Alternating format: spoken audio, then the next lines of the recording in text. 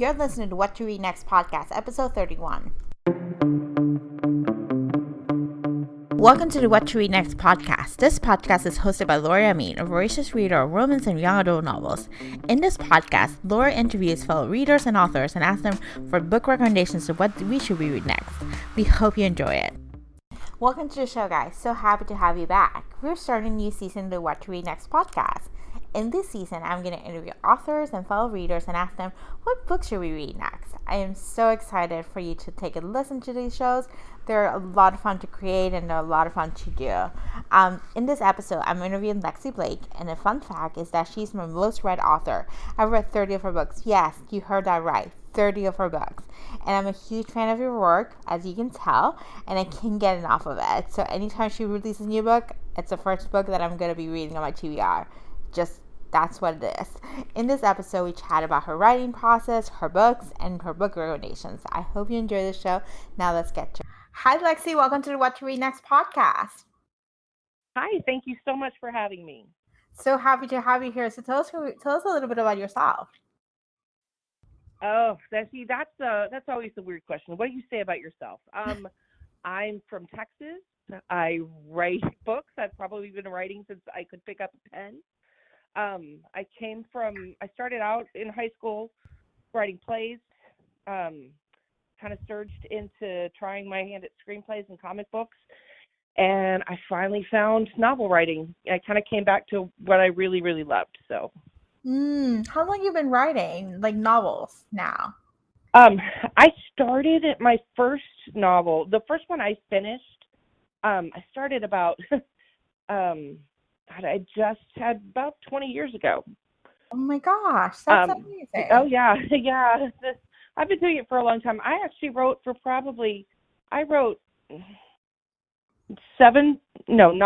books before I ever published anything. Oh my gosh. So, and you're prolific. Yeah, there's about 13 years there before I really, really started trying to publish. Oh my gosh, that's amazing. And you're prolific writing, because I actually read 30 of your books. So you're actually my most read author. That's a lot, yeah. So, yeah, that's what my Goodreads says. I was like, oh my gosh, I read 30 of her books. So you're really amazing. Once I started, I really got going there. Yes, you did. And I love it. And thank you so much for putting so many books out there, because I devour them. So I've been reading them, I think, since last year. I started with the Ruthless trilogy. That's how I introduced myself to your work. And then I ended up just wanting to know more. And that's how I ended up going to the Master Mercenary world, which then after that, it's been pretty much anything you actually put out, I buy it and I read it. See, that's how I trick you. I bring you in. It's like, here, have a little candy, girl. And then hopefully you get involved with the characters. You want to read all the rest. Yes, indeed. It's like crack. I want more. That's right. That's what authors are. Yes. And we'll be talking more about your books later. So let's talk about your writing style. So do you share your work along the way, or do you wait until it's completed for others to read? I actually work with my editor, reads it chapter by chapter while we're going through. We've really worked on this editorial process, and my editor has been, I work with several editors. Obviously I have a Berkeley editor, but on my independent stuff, everything goes through Kim, who's been with me since the very beginning. She's also my assistant. Basically, she gets a chapter every time I finish one. I send it to her. She's going to make sure that I haven't done something incredibly stupid, like, oh, that can't possibly happen because you said this in another book. But I don't really get a lot of feedback until I finish the book. Okay. That's really good to hear. So how do you organize yourself as a writer? How do you keep track of your ideas, your inspirations, your characters? Like, and you have a world that's full of characters and full of different intrigue and spies and whatnot. So how do you keep track of all? We keep I love that you say organized, because I am probably one of the more disorganized people when it comes to that. I have like 15 notebooks I'm sitting looking at right now on my desk that I don't even know what's in them all. I end up just writing things down and shoving it in a notebook. But again, Kim, my assistant / editor, keeps everything she keeps a series Bible that I can look up. It's in our Dropbox, and we can go and make sure that everybody's eye color is the same, book by book, and hopefully, even then, we still make some mistakes. That's okay. I appreciate Yeah, over the course of like a 17, 18 book series, it's just inevitable. Yeah, it is. But it's totally fine after you're so immersed in the world, like things like that, it doesn't matter. It's just kind of like, oh, you just keep moving on. You just like, because you may forget about it too as a reader. Like you've been in this for like 17 books, and it's like, oh, okay, that's a detail that I may forget about, and it'll just spark back. It's like, oh, okay, that's interesting. So I got a question for you, and this is something that's unique for your books, is that you do deal with the BDSM world. So what it's like to write those scenes, and what do you think why people are so into it now? I think that obviously 50 Shades had a big influence on the book world. I think the reason people are interested in it though is because BDSM forces you to take sex seriously. Yes. You have to talk, and it can be very refreshing in your marriage, even in a long-term marriage, to be forced to sit down and say what you need. Yeah. Too often we just expect our partner to mind read, and we end up being frustrated by it. So I think that this lifestyle is a really great metaphor, if it's not taken completely and utterly literally. I think it's a great metaphor for how we should conduct ourselves in our marriages by, sitting down, talking it out. Yeah. Yeah, I think I really appreciate. I think, I was introduced to BDSM through 50 Shades of Grey, and I was turned off by it because I didn't feel like it was done properly. And then I got into your books, and I was like, oh, this is why it works, because there's a lot of communication that needs to happen, needs to be spelled out, and there's a power in the relationship that happens. That's not just, I don't know, it doesn't feel like gratuitous. This feels like, oh, it's just there's a meaning behind it. Yeah, I don't tend to write what you would call a total power exchange. I tend to write play. Yeah. I like to call myself Sugar King because at the end of the day, these two people are still partners, and they still have equal roles in the relationship, and nobody's going to tell my female characters what to do outside the bedroom. Yeah. Yeah, I love it. Yes, that's so true. So do you worry about other people think about what you write, like friends, family, or people who might have influenced your writing, your characters? I did it first. It's funny. A lot of people ask me if I wrote this book called Men with Golden Cuffs, and it had a female erotic romance writer in there. A lot of my experiences, I wrote into that book. Just writing romance by itself can make people make fun of you. Then you get into erotic romance, and it's worse, and it's like, we're the bottom of this barrel. But the truth of the matter is, these people don't connect with it. Okay, that's fine. That's not my problem. That's not my worry. I've got to worry about the people who do connect with it and the people who do love it. As for friends and family, my kids know what I write. I would never hide that from them because I'm proud of it. Yeah. So, no, I really don't. So the people who might be upset that I wrote a little aspect of them into a book that maybe wouldn't make them look so good are probably people I don't talk to anymore. That sounds good. I think that's a good way to go. So now let's talk about your book. So let's talk about, who's your favorite character? Oh, gosh. That's like asking me who my favorite child is. I know. Pick a child. I know. Obviously, the character who's easiest for me to write is Ian Taggart. Okay. So let's talk about Ian, by the way, because he's my favorite character. Who inspired you to write this character? Oh, I'm married to Ian Taggart. All I have to do is follow my husband around. I literally will write down the things he says, and they show up in a book. Oh my God, that's amazing. And I love the prequel that you're sharing now on your newsletter. I have to tell you, it's been amazing. I love it. It's kind of like awesome to see. It's really fun. Yeah, Paradise City. Yeah. If anybody wants to read how Charlotte and Ian met, that I'm going to be kind of revealing that over the course of probably about 6 to 10 newsletters. So I think it's going to be fun. It is definitely fun. I was surprised. I was like, of course, Charlie is gonna show up and she's gonna say her wishes, to the other submissives. It's perfect. So Yeah, I'm enjoying getting to see Ian before Ian's so established now. It's kind of nice to go back and see who he was before all that happened. Yeah. I love seeing Ian in the Sirens. I saw him on the Siren Enslaved, I think he showed up.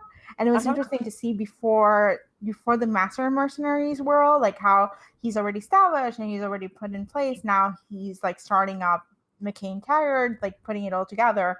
It was interesting to see that world, like from a prequel. So thank you. I'm glad that's working. Yeah.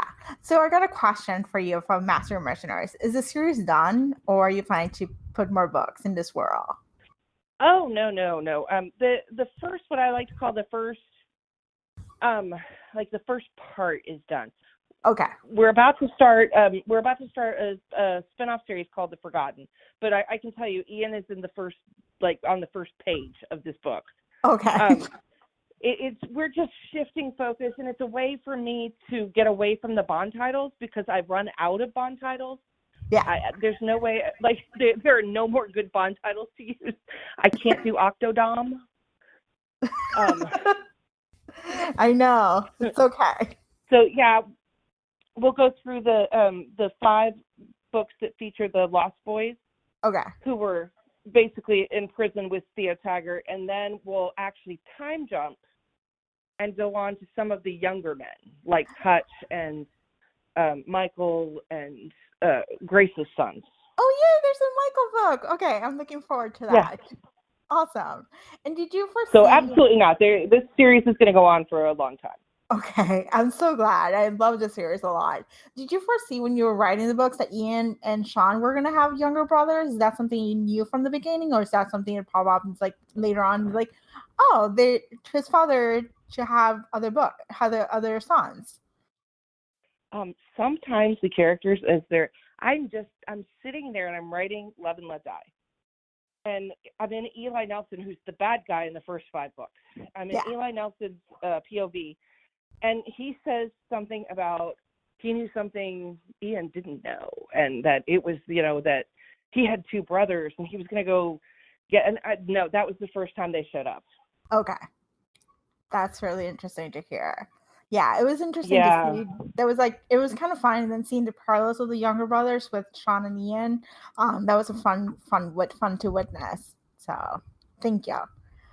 All right, now let's talk about books that influence your writing. So, what type of book do you read? What type of books do you read? I read, I read a lot of fantasy and a lot of paranormal. Okay. I tend to try in a lot of ways to stay away. A lot of writers do this.